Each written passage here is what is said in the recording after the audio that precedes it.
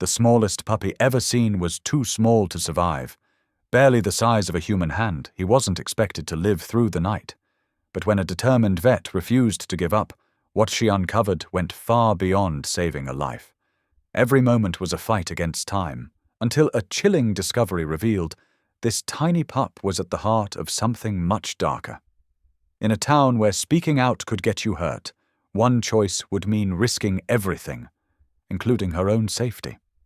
What could be so dangerous about saving a single puppy, and why would someone be willing to destroy her to stop it? Your comments and presence here remind me why I tell these stories. If you still believe in the healing strength of love, truth, and quiet courage, then you're the reason this channel exists. The morning frost painted delicate patterns on the clinic windows as Dr. Callista Monroe finished checking on her overnight patients. Her breath formed tiny clouds in the chilly Montana air as she made notes on each chart. The familiar sounds and smells of the veterinary clinic, antiseptic, fresh hay, and the gentle whimpers of recovering animals, wrapped around her like a comfortable blanket. The loud bang of the front door shattering her peaceful routine made her jump. Heavy boots stomped across the linoleum floor, followed by a gruff voice that made her shoulders tense. "Where's the doc?" Hank Doolin's commanding tone echoed through the hallway. Callista stepped out of the recovery ward, immediately spotting the cardboard box clutched in his weathered hands. Quiet whimpers emerged from inside. "Mr. Doolin," she said, maintaining her professional composure. "What brings you in this morning?" He thrust the box toward her. "Got a litter here. Mother rejected 'em." Inside, 6 German shepherd puppies huddled together, their tiny bodies trembling. But it was the smallest one that caught her eye. A fragile scrap of life barely bigger than her palm, its dark coat dull and lifeless. "This one's done for," Hank said, pointing at the runt. "Best put it down now and save everyone the trouble." Callista's heart clenched as she lifted the tiny pup. Its body was cold, much too cold, and its breathing came in shallow gasps. But beneath her gentle touch, she felt the faintest flutter of a heartbeat, a tiny spark of determination to live. "No," she said firmly, surprising herself with the steel in her voice. "I won't put down a puppy that's still fighting." Hank's face darkened. "Ain't worth the effort or expense, just a runt." "Every life has value, Mr. Doolin." Callista cradled the puppy close, trying to share her body warmth. "I'll take personal responsibility for this one." Looking at the tiny fighter in her hands, she added softly, "I'm calling him Valor." As she examined the other puppies, her trained eye caught details that set off warning bells. Beneath their fur, several showed unusual bruising. Their bodies felt too thin, their bones too prominent for newborns. The mother's milk should have provided better nutrition than this. "Mr. Doolin, these puppies show signs of malnourishment. Has their mother been eating properly?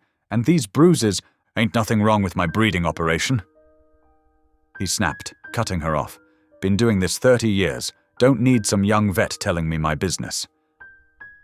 The door to the back office opened, and Dr. James Parker, the clinic owner, stepped out. His eyes darted between Callista and Hank, reading the tension in the air. "Everything all right out here?" he asked carefully. "Your new vet's got some interesting ideas about my dogs," Hank said, his voice carrying a clear warning. Dr. Parker pulled Callista aside while a tech began processing Hank's paperwork. "Listen, Callista," he whispered. "Hank Doolin accounts for 20% of our business. His breeding operation supplies dogs across 3 states. We can't afford to antagonize him. But if he's neglecting, without proof, it's his word against yours. And in this county, his word carries a lot of weight." He glanced at the tiny puppy in her arms. "If you want to waste your time trying to save the runt, that's your choice. But drop the other questions, please." Callista looked down at Valor, so small and vulnerable. His little body shuddered with each breath, but somehow she could sense his will to survive. In that moment, she made her choice. "I understand," she told Dr. Parker, but in her heart, she knew she couldn't simply look away. Something was wrong at Hank's breeding facility, and this fragile puppy in her arms was just the visible piece of a larger puzzle. She carried Valor to the treatment area, gathering supplies to warm him and start him on fluids. "You and me, little one," she whispered, gently rubbing his tiny chest. "We're going to prove them all wrong." From the front desk, she heard Hank's parting shot. "Remember what I said, Doc? Some things are better left alone."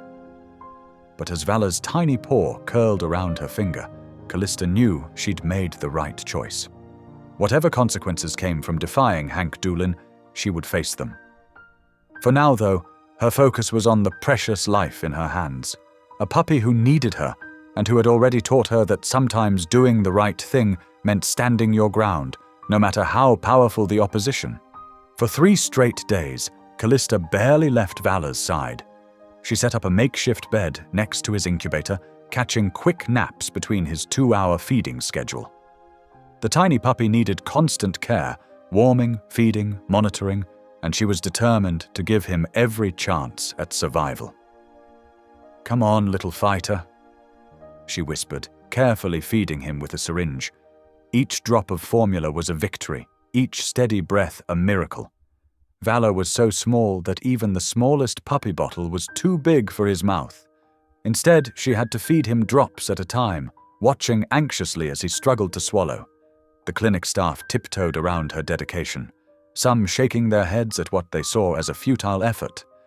But Callista noticed how the overnight technician, Maria, would quietly leave fresh coffee by her side, or how Dr. Parker turned a blind eye to her sleeping in the clinic. On the 4th morning, while checking the other puppies from Hank's litter, she noticed signs of infection in their umbilical sites. They needed antibiotics, medication she'd have to get from Hank's farm since they were still technically his dogs. The drive out to Doolin's breeding facility took her through winding back roads. Fall colors painted the Montana landscape in fierce oranges and reds, but Callista barely noticed the beauty. Her mind was too focused on what she might find at the farm. Hank's property came into view, a sprawling operation with multiple kennels and outbuildings. The main house needed paint, and rusty farm equipment dotted the yard. As she parked her truck, the hair on the back of her neck stood up. Something felt off about this place. She found Hank by the main kennel, filling water bowls. His expression soured when he saw her. "What now?" he demanded, straightening up. "The puppies need antibiotics for their umbilical sites," Callista explained, keeping her voice professional. "I need your approval since they're still under your care." "That runt still hanging on?" Hank asked, ignoring her request. "Valor is fighting hard," she replied firmly. "About those antibiotics—" "Fine." Hank cut her off. "Paperwork's in the office. Follow me." As they walked across the yard, a sound caught Callista's attention.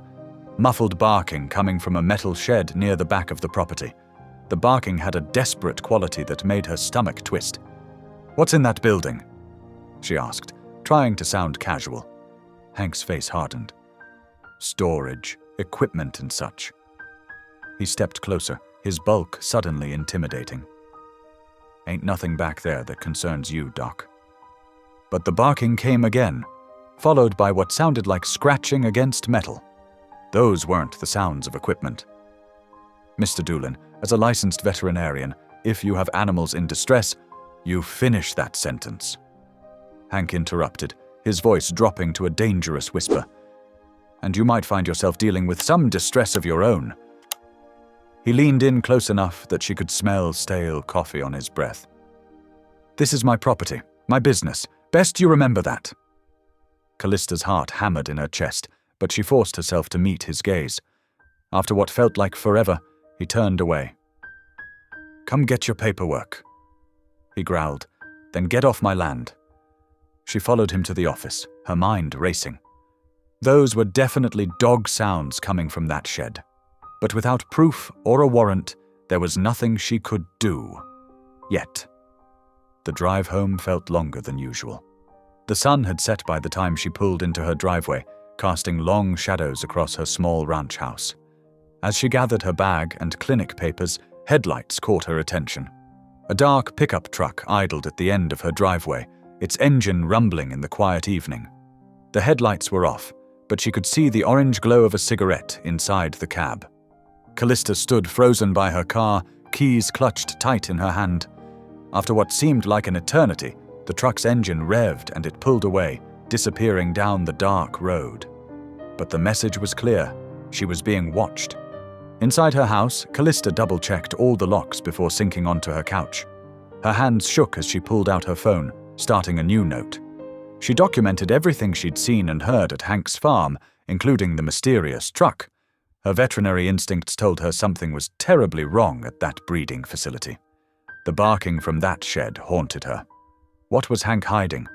But first she had to get back to Vala.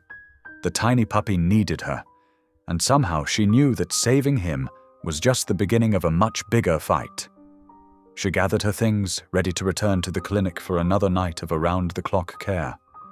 Whatever Hank Doolin was hiding, whatever threats he made, she wouldn't look the other way. After another sleepless night watching over Vala, Callista sat in her office, staring at her phone. The mysterious truck hadn't appeared again, but Hank's threats echoed in her mind. She needed help, someone who understood both animals and the law. Her thoughts turned to Nathan Berwick. She hadn't spoken to her old college friend in months, but she knew he now worked as a wildlife enforcement officer in the area. With trembling fingers, she dialed his number. "Nathan? It's Callista Monroe. I need your help." 20 minutes later, they sat in a quiet corner of the local diner. Nathan looked exactly as she remembered, rugged and steady, with kind eyes that missed nothing. She told him everything: the puppy's condition, the locked shed, the threatening truck.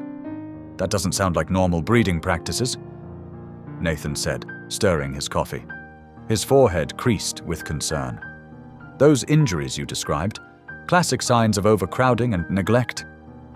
"I know something's wrong there, Nathan. Those sounds from the shed." Callista shuddered. "But I'm just a clinic vet. I don't know what to do." Nathan leaned forward. "We can file a formal investigation request, but honestly, that could take weeks, even months. The system's backed up, and Hank's got friends in the county office." "The animals might not have weeks," Callista said, her voice cracking. "Vala barely made it through last night." "How's the little guy doing?" Callista shook her head. "Not good. His breathing's getting worse. I've tried everything in our standard protocols, but..." She stopped, an idea forming. "But what?" "We just got this new oxygen therapy chamber. It's meant for kittens, still in the testing phase. But maybe..." "Sounds risky," Nathan warned. "Could lose your license if something goes wrong. I could lose Vala if I don't try." Callista straightened her shoulders. "I have to do something." Nathan studied her for a long moment, then nodded. "All right, here's what we'll do. You focus on keeping that puppy alive. I'll start quietly asking around about Hank's operation. No official investigation yet, but I've got contacts who might know something." Relief flooded through Callista. "Thank you, Nathan. I was starting to feel crazy, like maybe I was imagining things." "Trust your instincts," he said firmly. "They're usually right." Back at the clinic, Callista worked quickly to set up the oxygen chamber. It was a clear plastic box with sophisticated monitoring equipment, cutting-edge technology that hadn't even been approved for regular use yet. She carefully adjusted the settings, her heart racing as she placed Vala inside. "Please work," she whispered, watching his tiny chest rise and fall. "Please fight." The bell above the clinic door chimed. Callista's stomach dropped when she saw Hank Doolin's bulky frame fill the doorway. "Heard you've been asking questions about my property," he said, his voice dangerously quiet. He glanced at the oxygen chamber. "That's mighty expensive equipment for a worthless runt." "Every animal deserves care, Mr. Doolin," Callista replied, stepping between him and Vala. "And as their vet, it's my job to ensure they're getting it." Hank moved closer, towering over her. "Seems to me you're poking around where you don't belong, Doc. Might want to think real careful about that. Small-town vets don't last long without community support. Be a shame if folks started taking their business elsewhere." "Is that a threat?" "Just friendly advice." He smiled, but it didn't reach his eyes. Some doors are best left closed. Remember that. After he left, Callista sank into her chair, hands shaking. But when she looked at Valor in his chamber, his tiny form finally breathing easier in the enriched oxygen, her resolve strengthened. The experimental treatment was working. His color was better, his vitals stronger. She pulled out her phone and texted Nathan. Hank just visited. Definitely hiding something. Valor improving with new treatment. What's our next move? His response came quickly. Document everything. Save security footage. I'm working on something. Be careful. Callista looked at Valor, then at the door where Hank had stood. She was in deep now, but there was no turning back. Whatever Hank was hiding in that shed, whatever threats he made, she had to see this through. For Valor, and for all the other animals who needed help. She settled in for another long night, watching the monitors and taking detailed notes. The oxygen chamber hummed softly, and inside, Valor slept peacefully for the first time since she'd met him. One small victory, she thought. But somehow she knew the real fight was just beginning. The clock struck 11:30 when Callista pulled into the clinic's parking lot. Her headlights swept across the building's front, revealing nothing unusual. She'd left Valor just 2 hours ago to grab dinner and fresh clothes, confident the oxygen chamber would keep him stable. The moment she unlocked the front door, her heart stopped. Glass crunched under her shoes. In the dim light from the street lamp outside, she could make out scattered supplies across the floor, syringes, bandages, and medication bottles strewn everywhere. No, no, no, she whispered, fumbling for the light switch with trembling fingers. The fluorescent lights flickered on, revealing the full extent of the destruction. Her treatment room looked like a tornado had torn through it. Cabinet doors hung open, their contents dumped onto the floor. But worst of all was the oxygen chamber, or what remained of it. The sophisticated equipment lay in pieces, its clear walls shattered, monitoring devices ripped apart. Valor's weak whimper came from behind an overturned exam table. She rushed over, finding him huddled in his blanket, shivering but alive. Someone had pulled him from the chamber before destroying it. "I've got you, sweet boy," she murmured, scooping him up. His breathing was already becoming labored without the supplemental oxygen. She needed to think fast. A piece of paper on the counter caught her eye. Written in harsh black letters were 2 words. "Drop it." Callista's hands shook as she pulled out her phone, hitting Nathan's speed dial while cradling Valor against her chest. "They destroyed everything," she said as soon as he answered. "The oxygen chamber, it's gone. Valor needs help now." "I'm on my way," Nathan replied instantly. "Have you called the police?" "Not yet. I need to stabilize him first." Her mind raced through options. "My car. I have an idea." Still holding Valor, she grabbed what supplies she could salvage.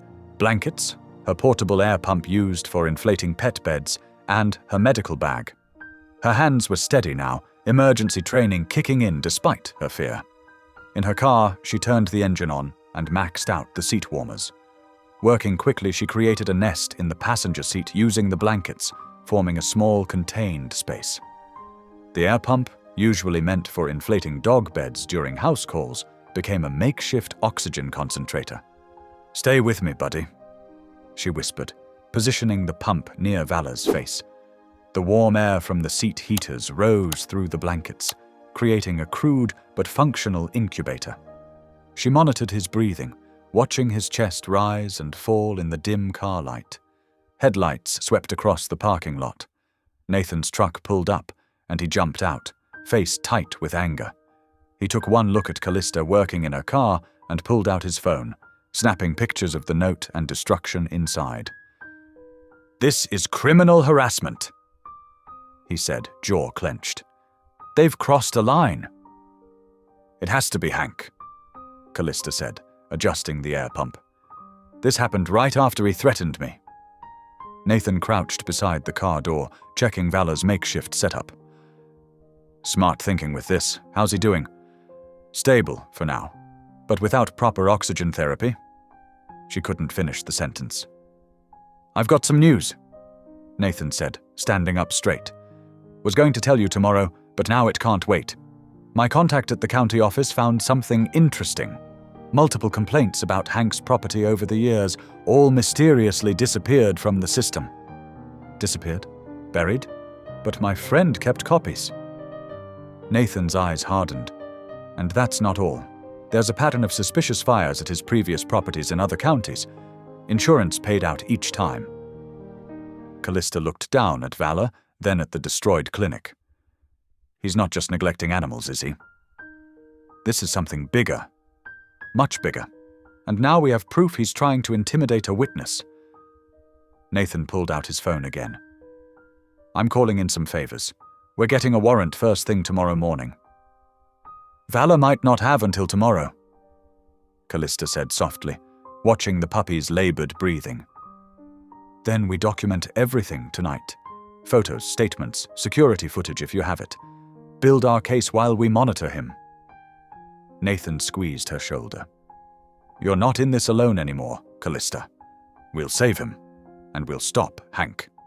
They spent the next hour photographing the damage and taking inventory of destroyed supplies. Callista kept checking Valor every few minutes, adjusting his makeshift incubator setup. The seat warmers and air pump weren't ideal, but they were keeping him stable. As they worked, Nathan's phone buzzed with messages from his contacts. Each response strengthened their case against Hank, building a picture of corruption and cruelty that went far beyond one puppy. "It's going to be a long night," Nathan said, watching Callista check Valor's vital signs again. "But we're not backing down, not now." Callista nodded, gently stroking Valor's tiny head. Her improvised solution was working for now, but she knew they were racing against time. The destroyed oxygen chamber had made the danger real and immediate. Whatever Hank was hiding, he'd shown he would stop at nothing to keep it secret. Nathan paced the clinic's small break room, his phone pressed to his ear while Callista monitored Valor in her makeshift car incubator. Through the window, she could see the first hints of dawn breaking over the Montana mountains. They'd been up all night, gathering evidence and making calls. When Nathan finally hung up, his face was grim. He sat down heavily across from Callista, running a hand through his disheveled hair. "It's worse than we thought," he said, pulling out his tablet. "Much worse. My contacts just sent over files from 3 different states." He slid the tablet across the table, showing Callista a series of reports and photographs. "Hank's not just breeding dogs carelessly, he's running an interstate trafficking operation." Callista leaned forward, her exhausted eyes widening as she scrolled through the documents. "These sale records, the puppies are all way too young to be separated from their mothers." "Exactly. He's selling them at 4 weeks old, sometimes younger. The buyers don't know they're getting sick puppies until it's too late." Nathan's jaw clenched. "But here's where it gets even more interesting. See that German Shepherd in the corner of this security photo?" Callista squinted at the grainy image taken outside Hank's shed. Even in the poor quality photo, she could make out the distinctive markings on the dog's face. "Wait, that looks like Kaiser, a police K9 that went missing from the Billings department 3 months ago." Nathan pulled up another file. "Worth over $20,000 in training alone. We think Hank stole him for breeding. The bruises I saw on Valor and the other puppies," Callista said, realization dawning. "They weren't from rough handling, were they?" Nathan shook his head. Kaiser was probably trying to protect them. A trained police dog wouldn't let someone mishandle puppies without putting up a fight. Callista felt sick to her stomach. She glanced out at her car where Valor lay fighting for his life. "All this time I thought we were just dealing with neglect, but this..." She gestured at the files. "This is organized crime. That's why he's been so aggressive about keeping you away," Nathan explained. "One vet report about the puppy's condition could unravel his whole operation. He's got buyers lined up across state lines, paying premium prices for what they think are healthy purebreds. But without the oxygen chamber..." Callista's voice trailed off. "Valor's not the only one at risk anymore," Nathan said gently. "Every day Hank operates, more puppies are being taken from their mothers too soon. More families are buying sick dogs. And Kaiser's still trapped in that shed. Callista stood up abruptly, anger replacing her exhaustion. So why aren't we shutting him down right now? We have evidence. It's not that simple. Nathan rubbed his temples. Everything we have is circumstantial. The sale records are through shell companies. The security photo is too blurry for a positive ID on Kaiser. And Hank's got friends in local government. That's how those previous complaints disappeared. So what do we need? We need to catch him in the act, document the conditions inside that shed, get clear photos of Kaiser and the breeding operation, prove the puppies are being shipped across state lines. Nathan leaned forward. But it has to be done legally, with a warrant, or he'll walk away again. Callista sank back into a chair, the weight of the situation settling over her. What had started as one tiny puppy fighting for survival had exploded into something far bigger. She thought about all the other Valors out there, torn from their mothers, sold to unsuspecting families. And somewhere in that shed, a loyal police dog was being used to create more victims. How long for the warrant? She asked. My contact at the judge's office says tomorrow morning at the earliest. Nathan checked his watch. But Hank doesn't know that, and now that we understand what we're dealing with, we can be better prepared. Callista nodded slowly, her determination building. So we document everything, every puppy that comes through here, every conversation, every threat, and we keep Valor alive to testify to what these dogs go through. Exactly. Nathan gathered up the files, his expression serious. But Callista, this is going to get more dangerous. Hank's not just protecting his reputation anymore, he's protecting a criminal enterprise.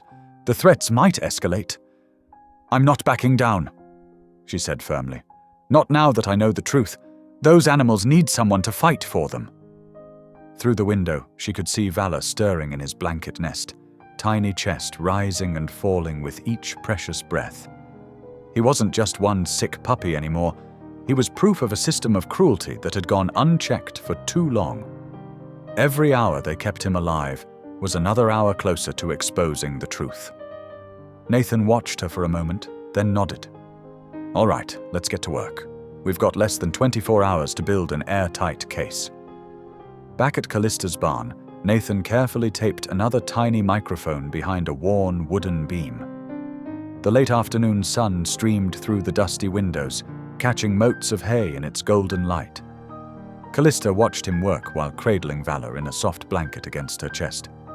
These recordings have to be perfect, Nathan explained, testing the microphone's connection on his phone. One dropped signal, one muffled conversation, and we lose our chance to nail him. Callista nodded, gently stroking Valor's head. The puppy felt warmer today, more alert. For the first time since she'd met him, his tiny tail had wagged during his morning feeding. I still can't believe we're really doing this. Having second thoughts. Nathan climbed down from the ladder, brushing dust from his jeans. No, she said firmly. Just wondering how I went from treating cattle and house pets to helping set up a sting operation. Nathan pulled out a small camera, expertly concealing it inside an empty feed bag on a high shelf. Sometimes doing the right thing takes us down unexpected paths. You sure you're okay being the buyer? I could call in another officer. Callista shifted Valor to her other arm, watching as he blinked sleepily. It has to be me.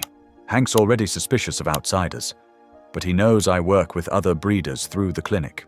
He might actually believe I'm looking to expand into breeding myself. All right, let's go over the plan again. Nathan moved to the barn's center, gesturing around them. You'll meet him here tomorrow at 9 in the morning. My team will be stationed in the woods behind the barn and in the old storage shed next door.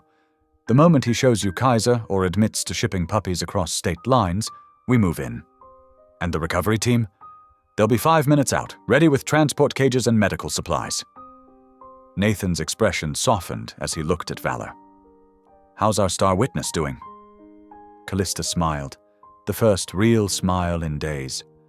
Better. His breathing's stronger, and he's actually fighting the medicine dropper now instead of just letting me feed him. Watch this. She set him down on a clean blanket spread across a hay bale. Valor wobbled for a moment, then took 2 shaky steps forward before plopping down. "Would you look at that?" Nathan said warmly. "Guess he's living up to his name, after all." They spent the next hour preparing the barn, creating hidden nooks for the rescue team, and ensuring clear paths to all exits. Nathan showed Callista how to wear the wire, where to position herself for the best audio, and what key phrases to listen for. "The most important thing," he stressed, "is keeping yourself safe. If anything feels wrong, if he seems to suspect something, you give the signal and we shut it down immediately." Callista secured a fresh blanket in the emergency crate where Valor would stay during the operation. "I've known men like Hank my whole life. They think they're untouchable because they've gotten away with things for so long. That makes them careless." "Maybe," Nathan admitted, "but it also makes them dangerous when cornered." He paused, watching her arrange medical supplies near the crate. "You know, when you called me about a sick puppy, I never expected it would lead to breaking up an interstate trafficking ring." "Me neither." Callista picked up Valor again, drawing comfort from his warm weight. But looking back, all the signs were there. The mysterious injuries, the 2 young puppies, the locked shed. I just couldn't put it together until now. Nathan checked his phone, reviewing messages from his team. "Equipment test is good. Backup teams are briefed. Now we just need to get through the next 18 hours without tipping our hand." Callista walked to the barn door, looking out over her small property as the sun began to set. The familiar view of rolling pastures and distant mountains felt different now, charged with anticipation and a hint of fear. Tomorrow, this peaceful scene would become the stage for confronting a criminal who'd caused so much suffering. "I should get Valor back to his incubator," she said finally. "He'll need his strength for tomorrow, too." As if understanding, the puppy lifted his head and gave a tiny lick to her chin. Nathan smiled at the gesture. "Looks like someone's got your back." They did one final walk-through of the barn, checking every hiding spot and escape route. The gravity of what they were attempting settled over them like the evening shadows creeping across the floor. "Remember," Nathan said as they locked up, "stick to the script. Let him do most of the talking. And if anything feels off, give the signal." Callista finished. "I know. But we have to make this work, Nathan. Not just for Valor, but for all of them." She looked down at the puppy sleeping trustingly in her arms, his tiny body finally showing signs of the fighter within. Tomorrow would change everything, for better or worse. But for now, she had a night of preparation ahead, and a little patient who needed her complete attention. The night air crackled with tension as Callista watched headlights sweep across her barn's weathered walls. Her heart pounded as Hank's truck rumbled up the gravel driveway, right on time at 9 o'clock. She touched the wire beneath her flannel shirt for reassurance, knowing Nathan and his team were hidden just yards away. The truck's engine cut off, leaving an eerie silence broken only by the muffled sounds of whimpering dogs. Hank stepped out, boots crunching on gravel, his broad frame casting a long shadow in the barn's exterior lights. "Evening, Doc," he called out, his usual gruff tone carrying a hint of wariness. "Brought what we discussed." Callista stepped forward, forcing her hands to remain steady. "Let's see them, then." Hank moved to the truck's covered bed, pulling back a heavy tarp. The sight made her stomach turn. At least 10 puppies crammed into travel crates meant for half that number. In a larger cage at the back, a magnificent German shepherd, Kaiser, the stolen police K9, watched with intelligent eyes. "Fine specimens," Hank said, patting the truck's side. "Worth every penny of what we discussed." Callista moved closer, playing her role. "They seem young, very young." She kept her voice level, professional. "How soon can you arrange transport across state lines?" "Got a guy who handles that," Hank replied, relaxing slightly. "Can have them wherever you want in 48 hours. Cash only, of course. And I assume we understand each other about keeping things quiet. Of course." Callista reached out as if to examine one of the puppies. And Kaiser here. You're certain about his breeding potential? Hank's expression darkened for a moment. That one's special stock. Premium price, like I said. Already proven with multiple litters. And you can guarantee papers for all of them? Clean documentation, always. Hank pulled out a folder. Got everything right here. $25,000 gets you the whole lot, papers included. The code phrase had been spoken. Callista took 2 steps back. Actually, what you've got here is evidence. The change was instant. Hank's face contorted with rage, just as shouts erupted from every direction. "Police! Don't move!" Nathan's team converged on the barn, weapons drawn. Hank lunged for his truck, but 2 officers tackled him before he could reach the door. The sound of handcuffs clicking shut mixed with his stream of curses and threats.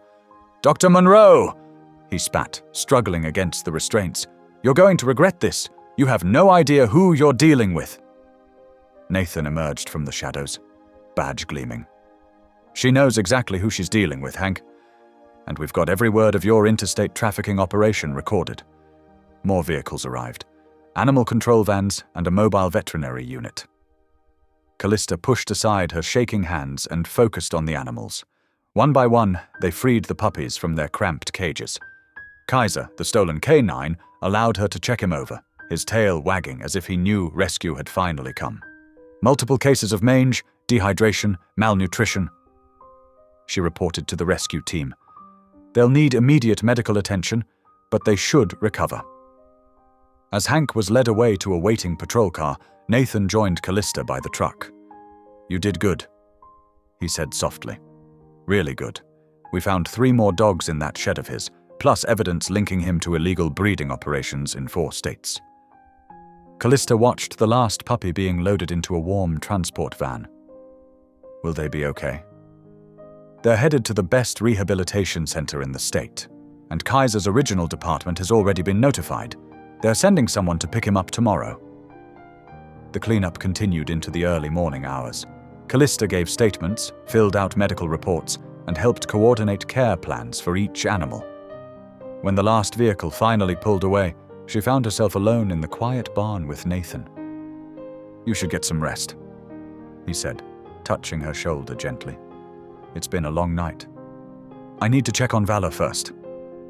They drove to the clinic together, the adrenaline of the night slowly fading into bone-deep exhaustion. In the treatment room, Callista approached the makeshift incubator where Valor lay sleeping.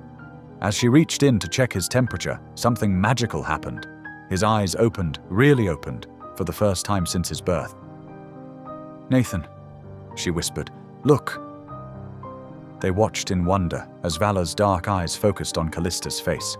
His tiny tail thumped against the blanket, and he made a soft sound that might have been an attempt at a bark. "Well, would you look at that?" Nathan said, smiling. Seems like he waited for the perfect moment. Callista gently lifted Valor, cradling him close. The puppy nuzzled into her hand, his eyes staying open, alert and bright. After everything, the threats, the danger, the uncertainty, this small miracle felt like the biggest victory of all. "Welcome to the world, little fighter," she murmured. "The real world, where you're safe now." The relief of the successful raid lasted less than 24 hours. Callista and Nathan were working late in her barn, tending to 3 of the rescued puppies too weak for immediate transport, when headlights swept across the windows. The clock on the wall read 11:35. "Expecting anyone?" Nathan asked, straightening up from where he'd been checking a puppy's bandaged paw. Callista shook her head, moving to peer through a gap in the barn doors.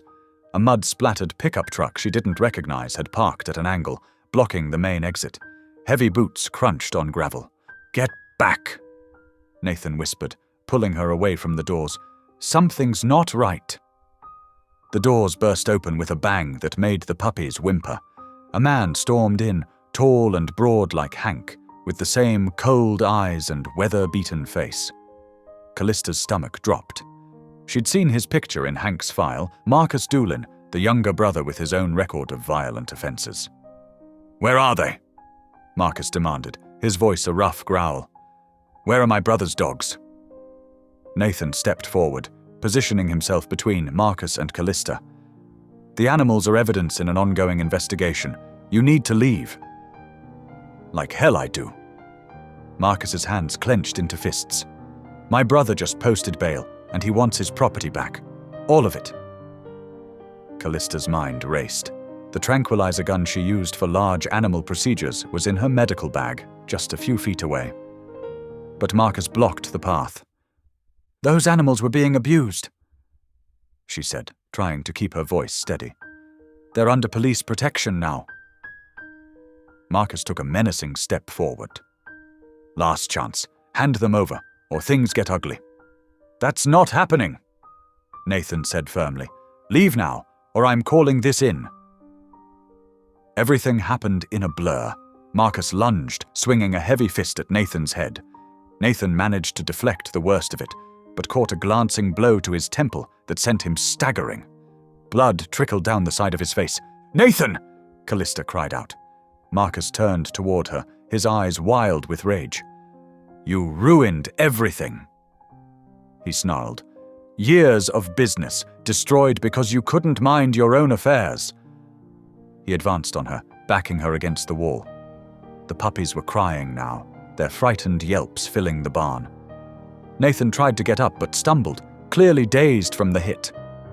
In that moment, Callista's fear transformed into something else, a fierce, protective anger. These animals had suffered enough. She wouldn't let them be hurt again. While Marcus was focused on her, she slid sideways along the wall, closer to her medical bag. "Your brother broke the law," she said, keeping his attention. "He hurt innocent animals for profit." "Shut up." Marcus swung at her, but she ducked, dropping to her knees beside the bag. Her fingers closed around the tranquilizer gun. Marcus realized what she was doing a second too late. He lunged just as she brought the gun up, muscle memory from years of treating large animals taking over. The dart found its mark in his shoulder. "You little—" He managed 2 more steps before the fast-acting sedative took effect. His knees buckled, and he crashed to the barn floor.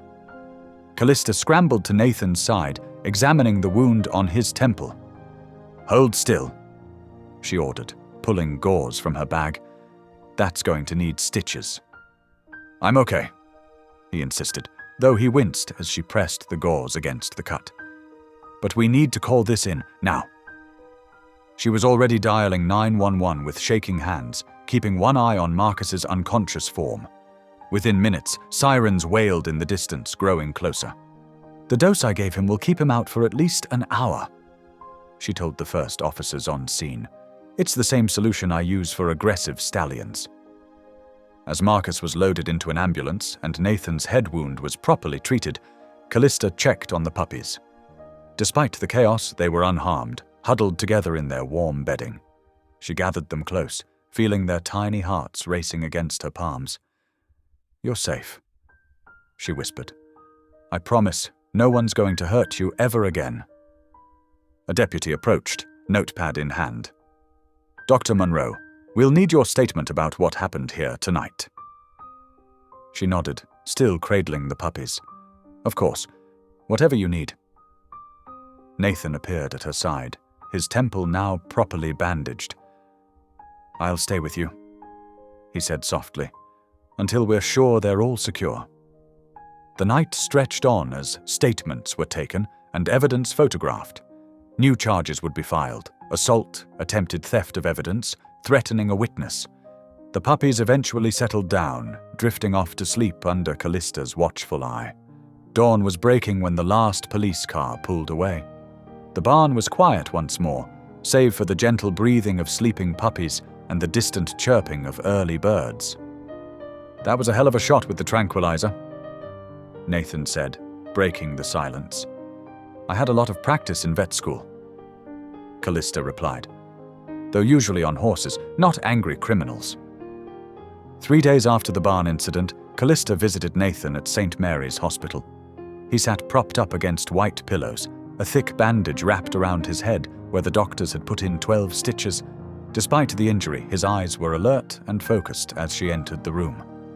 "You look better," she said, setting a paper cup of coffee on his bedside table. "How's the head?" "Doctor says no permanent damage," Nathan replied, reaching for the coffee.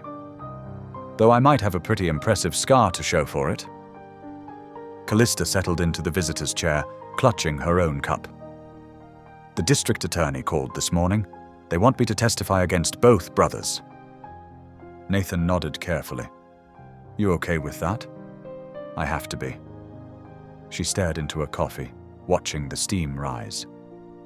"The DA says my testimony could make or break the case. I'm the one who saw the conditions firsthand, documented the injuries, treated the animals." "It won't be easy," Nathan warned. "Defense lawyers can be brutal, especially with expert witnesses. They'll try to tear apart your credibility." "I know." Callista's hands tightened around her cup. "But those animals suffered for years in Hank's breeding operation.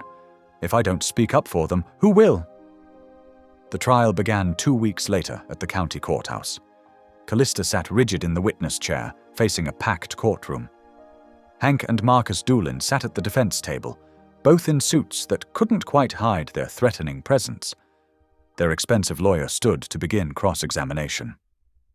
"Dr. Monroe," he started, voice smooth as oil, "isn't it true that you became emotionally invested in one particular puppy from Mr. Doolin's breeding program?" "I became invested in saving its life," Callista replied steadily, "as any veterinarian would." "And this emotional attachment didn't cloud your professional judgment?" My concerns were based on medical evidence. The puppies showed signs of severe neglect, malnutrition, untreated infections, improper weaning. I documented everything in their charts. The lawyer paced before the jury. "Yet you took no action for weeks after first noticing these supposed issues. Why wait if things were so dire?" Callista met his gaze. "I followed proper channels. I documented the injuries, reported my concerns to authorities, and gathered evidence legally. The delay wasn't from lack of caring. It was from doing things right." Hour after hour, the questions continued. The lawyer tried to paint her as overzealous, unprofessional, driven by emotion rather than facts. But Callista held firm, referring back to her detailed medical records and photographs that showed the true scope of the brothers' operation. She described finding the stolen police K9, explaining how DNA tests proved it was the missing dog. She walked the jury through the pattern of injuries she'd documented, consistent with dogs being bred too frequently and puppies taken from mothers too soon. Her voice remained steady as she detailed the night Marcus attacked, though her hands shook slightly at the memory. During a brief recess, the district attorney touched her arm. "You're doing great. The jury's with you. They can see you're telling the truth." Callista nodded, exhausted but determined. Through the courthouse windows, she could see Nathan waiting outside, still sporting a bandage on his temple. His presence gave her strength. Back on the stand, she faced the final round of questions. The defense lawyer's tone grew increasingly aggressive.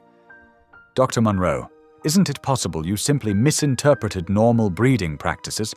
After all, Mr. Doolin has been in this business for 20 years. "No," she said firmly. "There's nothing normal about what I saw. Those animals were treated like inventory, not living creatures. They were denied basic veterinary care, proper nutrition, and humane living conditions. Experience doesn't justify cruelty." She gestured to the photos displayed for the jury, the overcrowded shed, the injured mothers, the sickly puppies. The evidence speaks for itself. These animals suffered needlessly for profit. When she finally stepped down from the witness stand, her legs felt wobbly. But she held her head high, refusing to break eye contact with either brother as she passed the defense table. In the gallery, she saw several jurors wiping away tears. The wait for the verdict was excruciating. Callista spent it at the clinic, focusing on her patients, including Valor, who grew stronger every day. The tiny puppy who had started it all now wagged his tail when she approached, eyes bright and trusting. "Whatever happens," she told him one evening, scratching behind his ears, "you're safe now. That's what matters most." But as she sat there, Surrounded by the animals in her care, she knew it wasn't just about Valor anymore. It was about every dog trapped in that operation, every animal suffering in silence. The truth had to come out, no matter the personal cost. The jury would deliver their verdict tomorrow. Callista had done everything she could to ensure justice would be served. Now she could only wait, hoping the evidence she helped gather would be enough to stop the Doolin brothers from ever harming another animal. The courthouse erupted in applause as the judge read out the sentences.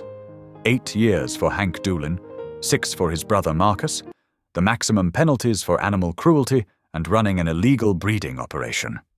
Callista sat in the front row, tears streaming down her face as relief washed over her. Nathan, his head now bandage-free but sporting a visible scar, squeezed her hand. "You did it," he whispered. "We did it." She corrected, thinking of everyone who had helped bring the truth to light. The district attorney approached them after the proceedings. "The rescue organizations are ready to take in the remaining dogs from evidence," she explained. "They'll all find good homes." Callista nodded, but her mind was already at the clinic, where Valor waited. After 3 months of intensive care, countless sleepless nights, and more than a few miracles, he had finally reached normal puppy weight.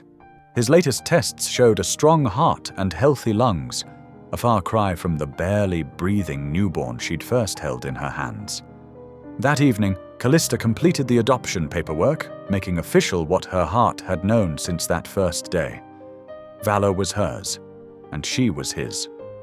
As she signed the final form, her boss appeared in the doorway. "I was wrong to warn you off," he admitted. "Sometimes doing the right thing means taking risks. You taught me that." The next morning dawned crystal clear, the Montana winter painting her 5 acres in pristine white. Callista stood on her back porch, watching as Valor explored his new home. No longer did he need the special warming blankets or supplemental oxygen. His dark coat gleamed with health, and his once oversized ears now fit his growing frame perfectly. "Go on, boy," she encouraged, and Valor took off across the yard. He bounded through the snow, sending up sparkling clouds with each leap. His confidence showed in every movement. This was not the fragile runt who had once fit in her palm, but a strong, spirited young dog coming into his own. He circled back to her, tail wagging, eyes bright with joy. Callista knelt in the snow, wrapping her arms around him as he covered her face with enthusiastic kisses. "Look how far we've come," she whispered against his fur. In that moment, watching Valor run free under the wide Montana sky, Callista felt the quiet triumph of their shared journey. They had both been underestimated, she as the young vet who dared to challenge the powerful Doolin brothers, he as the runt no one thought would survive. But together, they had proven that courage, compassion, and unwavering determination could overcome any odds. Valor barked playfully, inviting her to join his snowy adventure. Laughing, Callista stepped off the porch. They had fought for what mattered most, and they had won. Now it was time to enjoy the life they had saved together. Thank you for watching. Stories like this remind us who we are. If something touched your heart, go ahead and subscribe. I'll be back tomorrow with another story that just might stay with you.